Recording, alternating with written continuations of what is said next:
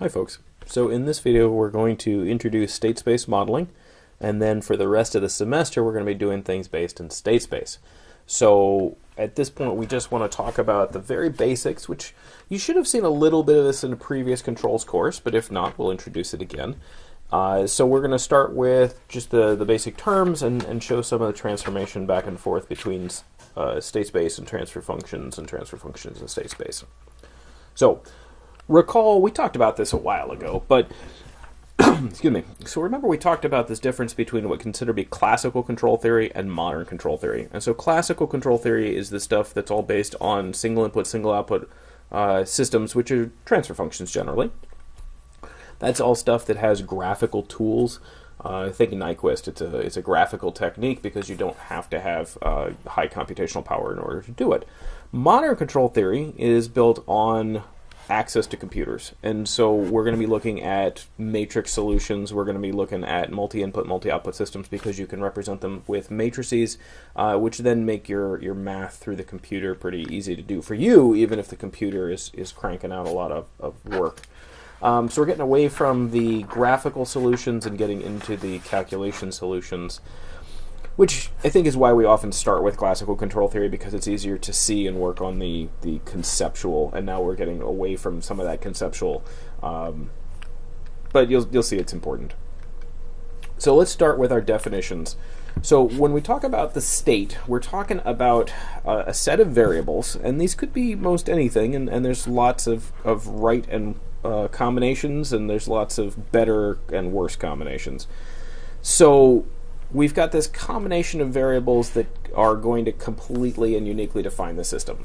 And so what does that mean? Well, if you've got a mass spring damper system, it's not unusual to track the position and the velocity, and so together the position and the velocity are going to completely define the system.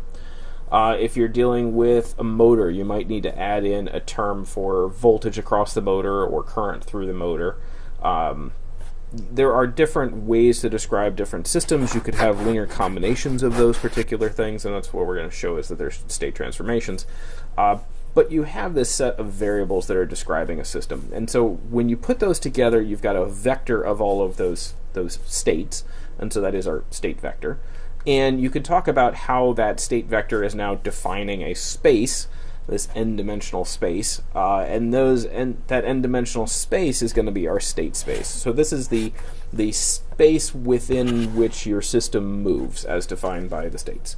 And so when we talk about movement of the system through the state space, we're talking about the trajectory that it follows through the state space, and so we talk about a state trajectory. So hopefully those all make sense if you are confident in your understanding of the states. So in our most basic way to write this, we write out that we have the states x, the inputs u, and the time t. And we say that in continuous time, discrete time will be a different representation, but in continuous time we talk about the change in the states, x dot, is a function of the current states, the current input, and the current time, so x, u, and t. And then the output is some other function of x, u, and t. In general case, that could be a nonlinear function, that could be a time-varying function, and that makes things difficult. So we want to simplify, and in order to simplify that, we start by assuming that the system is linear.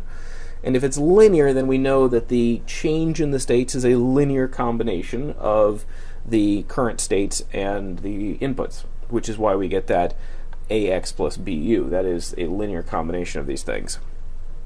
And then we can further simplify that, assume that the system is time invariant, so all of the parameters defining the system are fixed with respect to time, and that's how we get from a as a function of t to just a, because a is no longer a function of t, it's time invariant. So there we go from a general case, possibly nonlinear, to a linear time invariant case, which makes everything a whole lot easier to deal with. So that final form there, our standard sort of way to write this is x dot is ax plus bu, y is cx plus du. That is our linear time invariant continuous state space. So x, as I said, is our state vector. That's the collection of all of our states. U is our input vector, so that's a collection of all of our inputs that are affecting the system. Y is our output vector. So again, it's a vector. It could have multiple entries. We may be tracking multiple outputs. So we might have multi-input, multi-output, multiple terms in U and multiple terms in Y. So A is our state matrix, also called a state-to-state matrix. It relates the current states to the change in states. B is our input matrix, or our input-to-state matrix, relating the input to the change in states. Those are out of order. D is the feed-through matrix that allows us to relate U directly to Y. It feeds through without going through the system. And C is our output matrix, or our state-to-output matrix. So there is our terms. We could also draw this as a block diagram, if this is easier for you, where we have U at the input, we have Y at the output. And so we know that D is going to feed right through from U to Y. We know that we're going to take U and multiply it by B, and we're going to add to that A multiplied by X.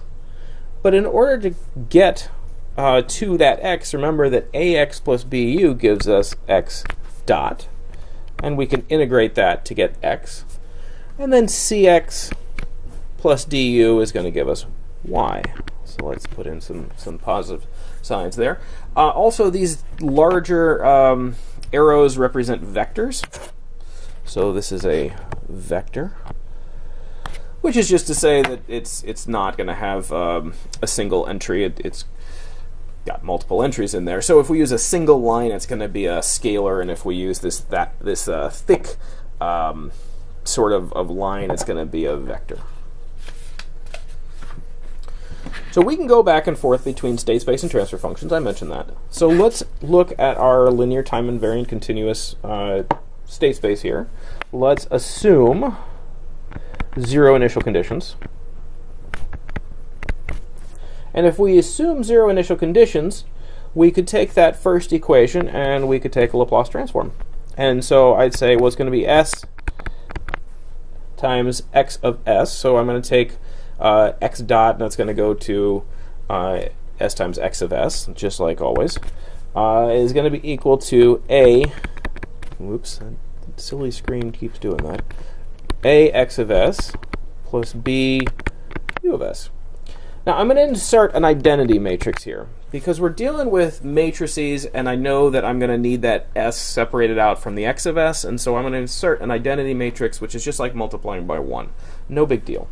So now I can move that AX of S to the left-hand side, and I'm going to factor out the X of S, and this is why I need that identity matrix. So now I've got SI, so remember it's a matrix, minus A times X of S is all going to be equal to B U of S. And so now I can take my X of S and I can separate that out by left multiplying the inverse of SI minus A. And remember, because we're dealing with matrices, we need to remind ourselves as to whether we are left multiplying or right multiplying, because it does make a difference when we're dealing with matrices. It's not quite the same as scalars.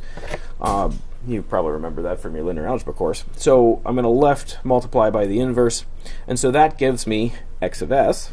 And let me get a different color here, purple. So I'm going to take that and I'm going to drop it into my Y equation. And so Y of S is going to be C times this quantity, SI minus A inverse B U of S, all plus D U of S. And that's how we get that last line there, C times SI minus A inverse times B plus D, all times U of S. So that is our transfer, well, not quite transfer function. Let me divide by U of S. There we go. So that gives us our transfer function, C times SI minus A inverse times B plus D. That's our transfer function that represents the same system as this state space model.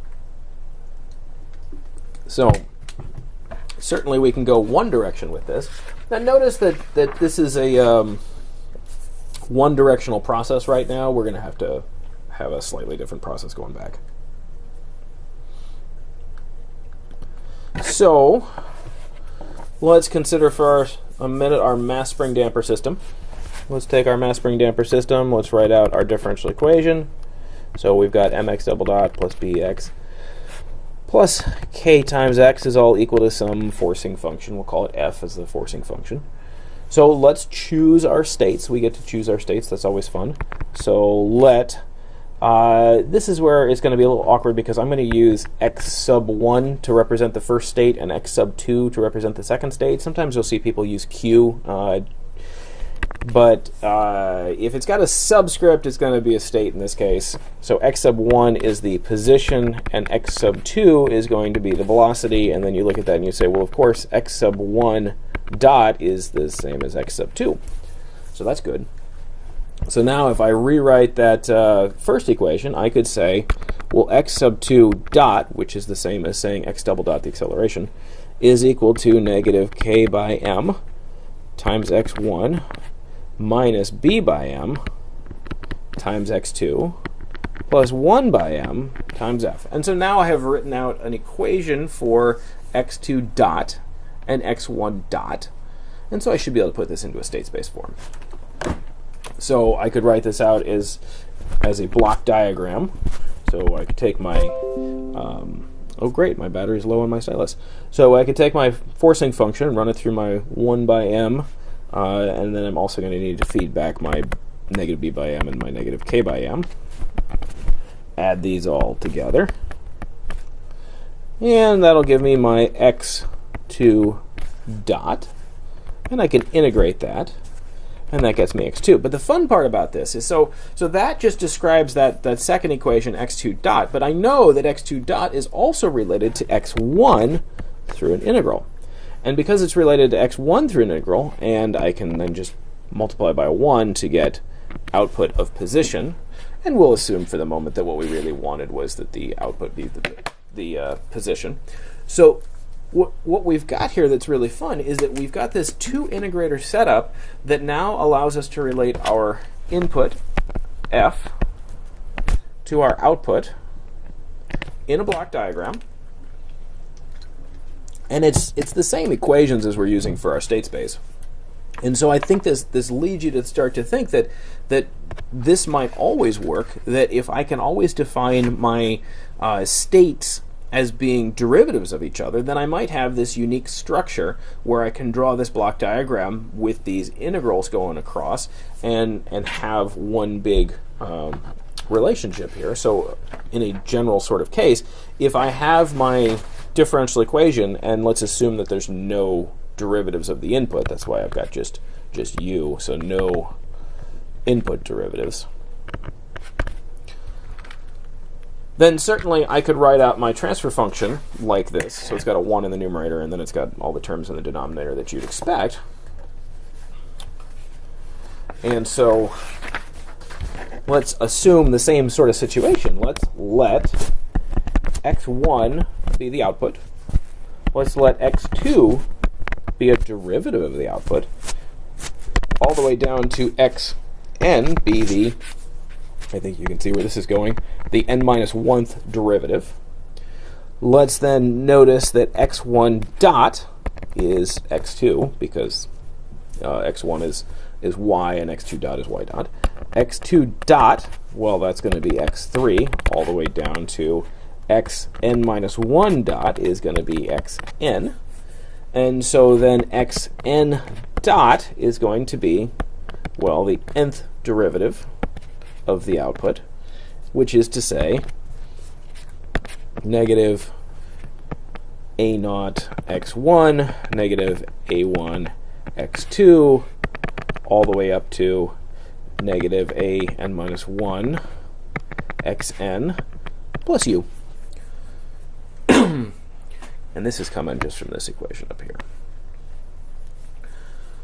So now I've got this chain of derivatives, or integrals if you want to look at it that way, and I've only got one complicated equation, which is that last one. And so if I put this into a matrix form, you would say, well, okay, the first state dot, x1 dot, is just 0 times x1 plus 1 times x2 plus 0 times x3.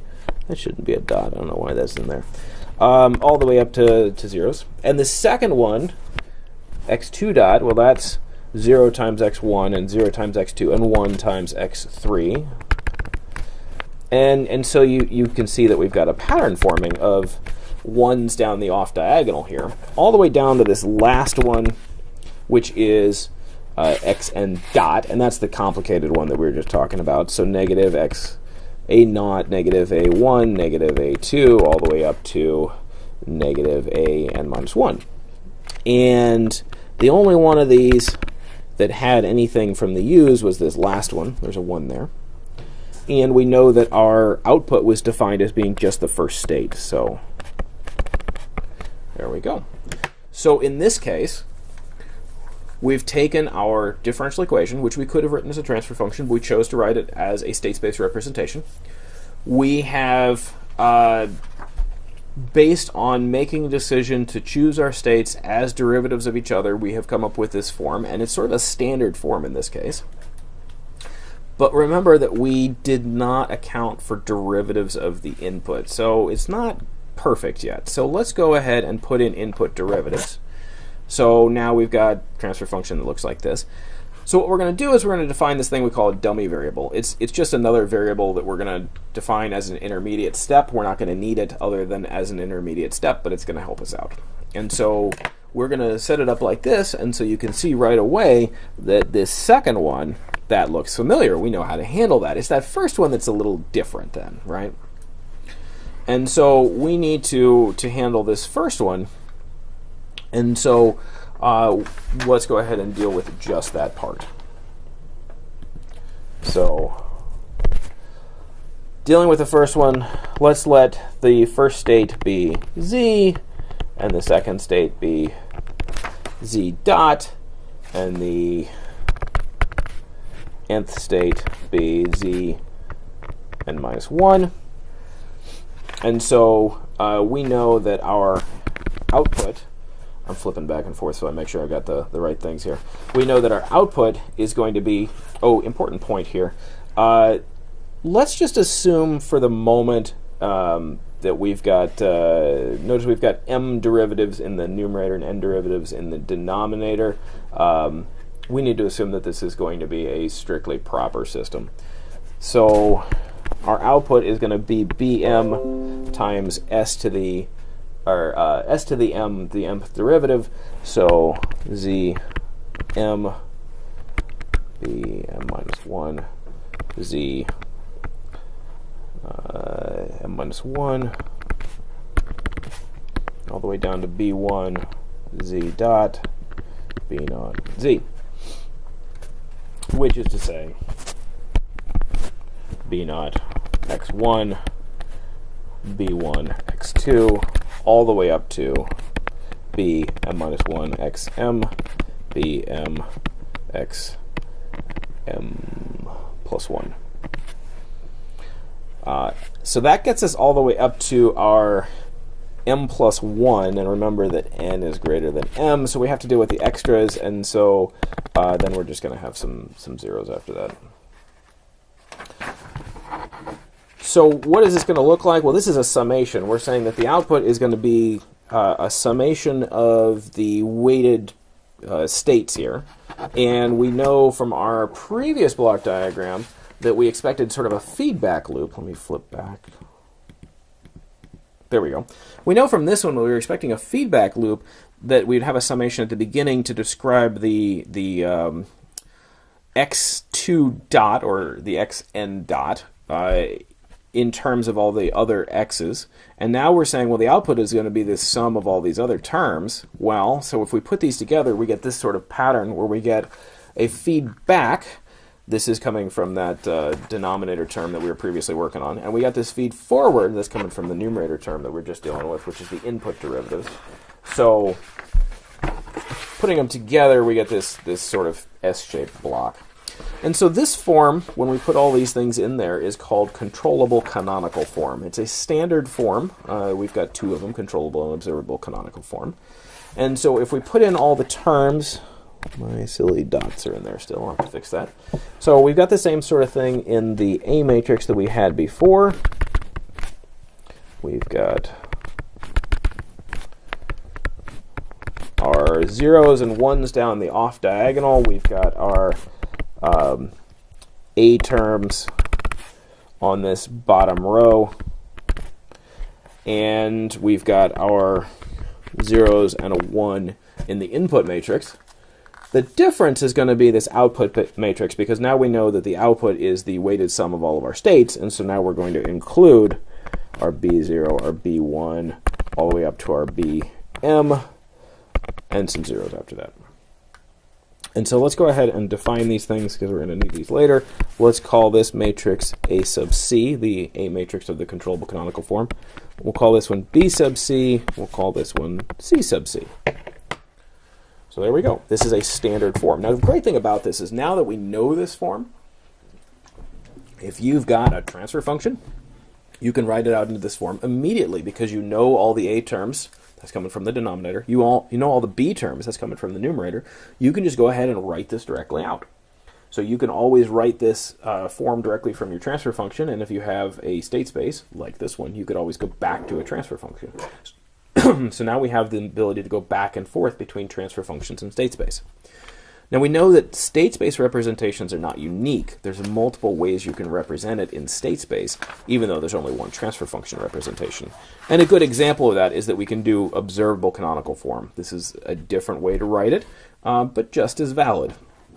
Slightly different in this case. You know that you've got, you notice here you've got some feedback, but now instead of that feed forward term, we're putting a bunch of different summations in the middle of our integral chain there.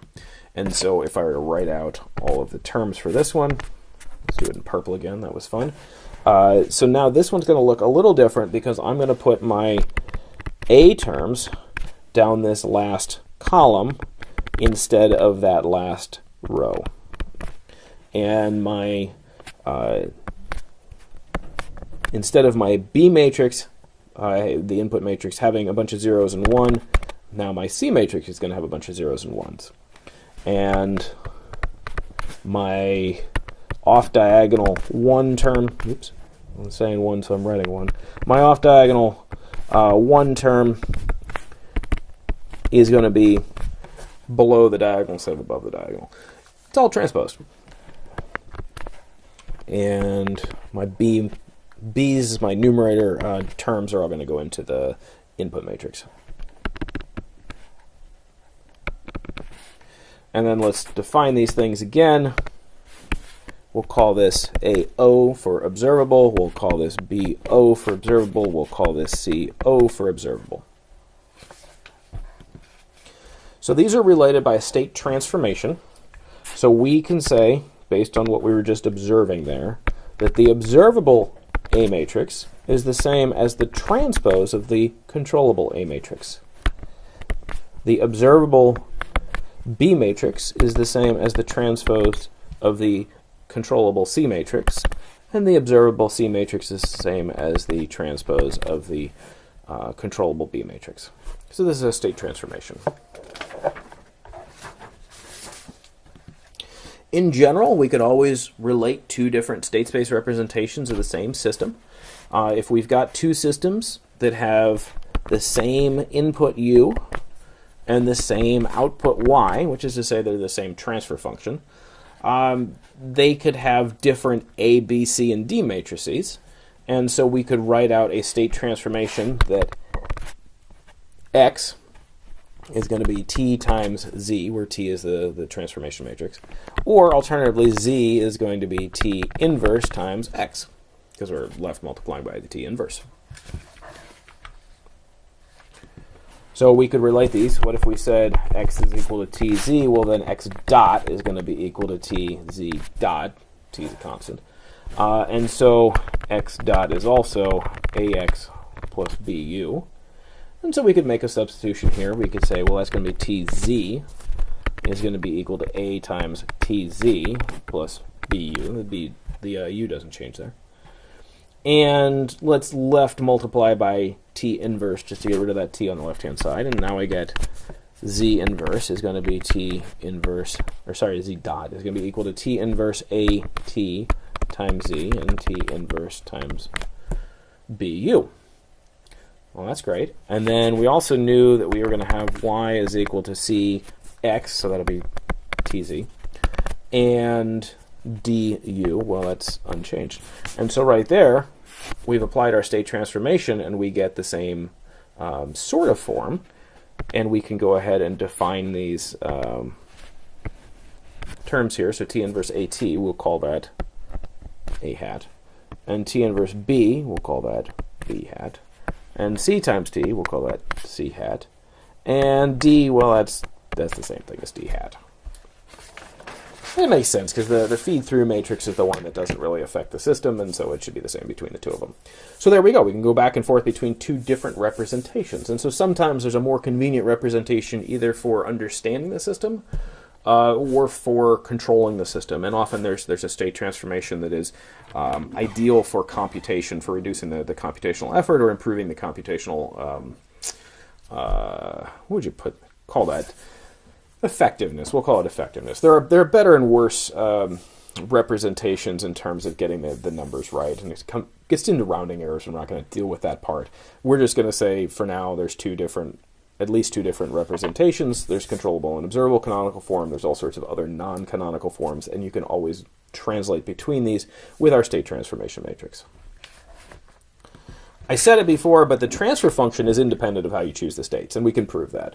So if we have our transfer function and we have a state transformation, then we could simply apply the state transformation to the transfer function. I'm going to have to replace the batteries in this thing. So y of s is going to be not c, but we'll replace that with, we'll write this out first in terms of c hat, and then we'll replace it with the others. So a hat inverse b hat d hat u of s. So c hat is going to be c times t, si minus a inverse. A hat is going to be t inverse a t inverse. B hat is going to be t inverse b, and then d is the same as d. Great. So there we go. So we've made our substitution. So fun fact that you may or may not know is that you can take these t and t inverse that are outside of this inverse, and we can move them inside. So instead of having ct, I'm going to pull that t inside, and so now I'm going to have t times si minus t, writing it wrong, there we go, t inverse at, all of that times t inverse, and then that whole thing inverted, b plus d. And so now I've got these terms that I'm going to distribute in there. So I'm going to have c times t, pull out that s from there, t I t inverse minus t inverse a t inverse, all inverted, b plus d. And I think you can see pretty quickly then that t inverse is the same as I, and t inverse is the same as I, and t inverse is the same as I. And so all of those mean that this is going to go back to that original form that we had. So it doesn't matter which state space representation we use, we can always transform it to the same transfer function. So we can go any state space to transfer function. We can go transfer function to canonical forms, either controllable or observable, or some other problem-specific form. We don't always have to go to those two, but those are two easy ones. And we know that when we have it in one state space form, we can always transform it to another state space form through a transformation matrix. And we're going to take advantage of all of that moving forwards as we start to do stuff with state space. So we'll talk a little bit more about linear algebra. It's been a while for me. I only go through this once a year, so we're going to have to review our linear algebra, and then we'll talk about solving state equations and output equations in terms of the state transition matrix, which is not the same as the state transformation matrix. And so we will